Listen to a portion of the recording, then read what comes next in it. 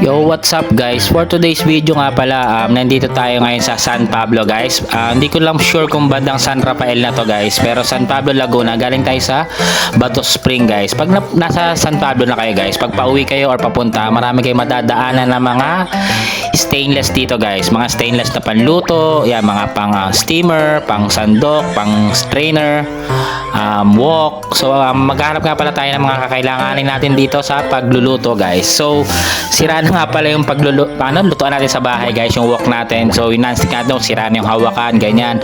Yung iba na bili natin nangangalawang, bumili tayo sa Shopee. So dito may nakita tayo dito stainless guys. Ito yung wok na to, 36mm yata yung sukat na ito, not sure lang doon, pero ito may kasama na siyang takip guys. So kailangan natin to, isi-season lang natin to guys para mag non-stick na siya, yung natural na non-stick. Saka maganda dito guys, stainless nga pala siya, so hindi siya nangangalawang. Ang bili ko dito guys, 700 lang to, may kasama na siyang takip. Tapos bumili ako ng tong tsaka ng mga pangsandok dito, shanse guys. So panoorin nyo to, ipapakita ko sa inyo kung paano mag-season dito guys. Pero chinek lang natin dito sa internet, ang gumawa talaga nito si Ryan. Tapos hindi natin siya nag-videohan, so naghanap tayo ng kung paano sinisison yon. Kaso naka-high flame sila, ginimitin na ng sabon tsaka mantika. So panoorin nyo na lang guys. So dito murang-mura lang dito, magkakatabi lang to yung mga stainless dito sa San Pablo guys. So ayan, nakabili na tayo, lagay na natin to sa sasakyan guys. Tapos panoorin nyo kung paano tayo mag-season ng wok dito guys.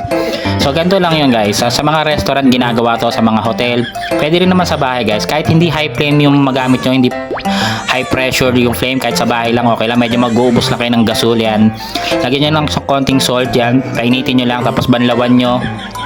Tapos ito, painitin nyo ulit, lagyan nyo ng mantika, paulit-ulit lang yun guys hanggang umitim na yan. So mag-season na tawag doon.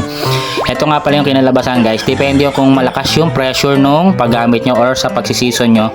Ang importante lang dyan guys, yan, mag color black yan, black or brown, basta ganun, mag-iba yung texture nyan.